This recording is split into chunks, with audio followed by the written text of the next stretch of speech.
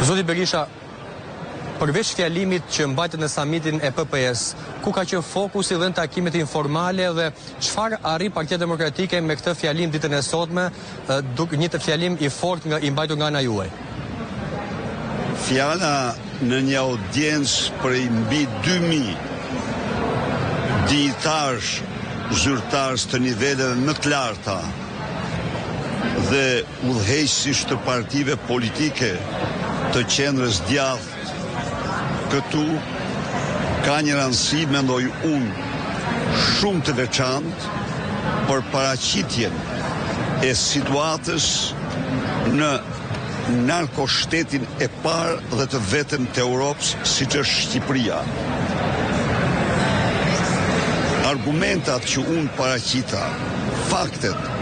u pritën siç e pat ju, me ovacione dhe me interes të veçantë.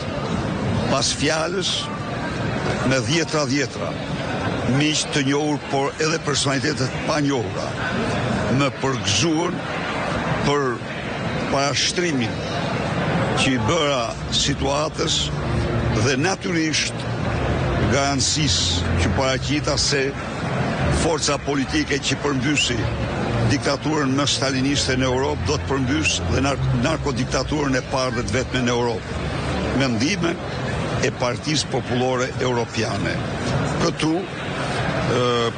pata takova kryeministra, takova kryetar partisë, takova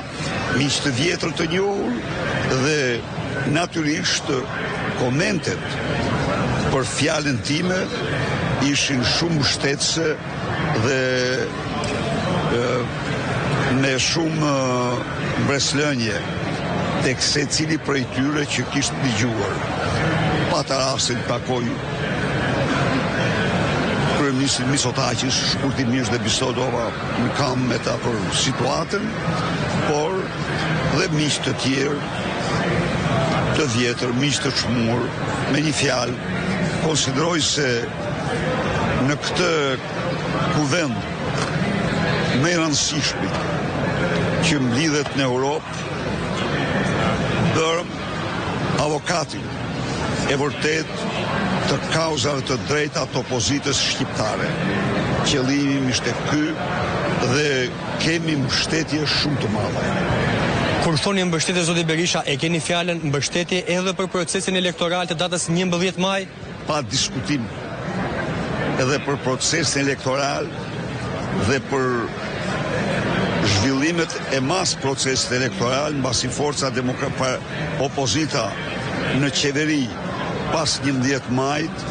do t'jetë lokomotiv kryesore e integrimit vendit në Bashkimin Evropian dhe është garanci të plota se Shqipëria, se Partia Demokratike dhe forcat